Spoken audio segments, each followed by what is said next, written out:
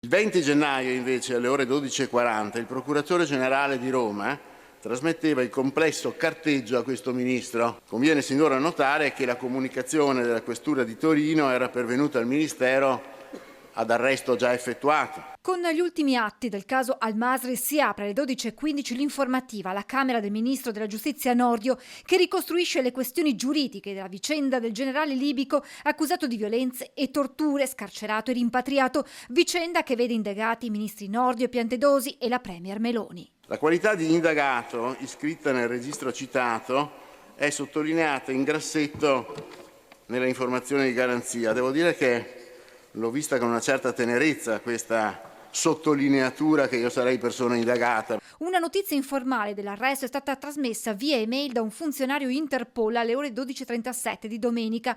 Una comunicazione assolutamente informale, non era nemmeno allegata alla richiesta di estradizione, spiega in aula Nordio, che ricostruisce tutta la vicenda. Si sofferma poi sul mandato d'arresto della Corte dell'Aia in lingua inglese, con una serie di criticità, spiega Nordio, che avrebbero reso impossibile l'immediata adesione del Ministero alla richiesta arrivata dalla Corte d'Appello, e dalle opposizioni si sollevano le prime contestazioni. L'atto è arrivato in lingua inglese senza essere tradotto.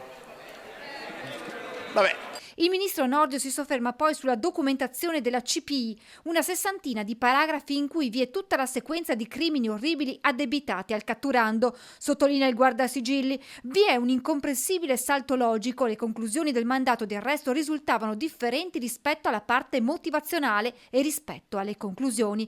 Passaggio che scatena un botta e risposta con il deputato Bonelli. 15, c'è scritto 15. Nel mandato di... Onorevole Bonelli. No, onorevole Bonelli. Ma poi, Prego, onorevole Ministro. Bonelli, sa cosa? Che lei sarà smentito dalla stessa Corte, perché poi glielo spiego. Quindi abbia pazienza, vedrà. Allora,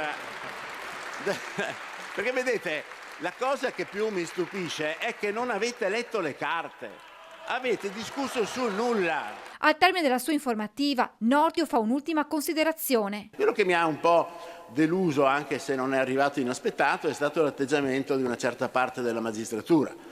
Parte della magistratura che si è permessa di sindacare l'operato del ministro senza aver letto le carte. È poi il turno del ministro dell'Interno Piantedosi, che si sofferma sulle questioni prettamente legate all'arresto e all'espulsione di Al-Masri, chiarendo subito un punto. Il cittadino libico noto come Al-Masri non è mai stato un interlocutore del governo per vicende che attengono alla gestione e al contrasto del complesso fenomeno migratorio. Piantedosi ricostruisce i giorni che hanno portato all'arresto del generale libico.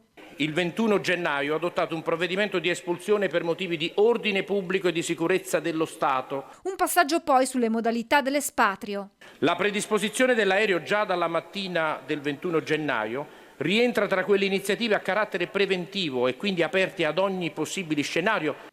A questo punto in aula gli interventi dei diversi gruppi parlamentari. Per il Partito Democratico prende la parola la segretaria Elly Schlein, che si rivolge ai ministri. Vi abbiamo ascoltati e quello che dite è inaccettabile. Lei non ha parlato da ministro in quest'aula, ha parlato da avvocato difensore di un torturatore. Prima però la leader Dem aveva attaccato la Premier Meloni, assente in aula.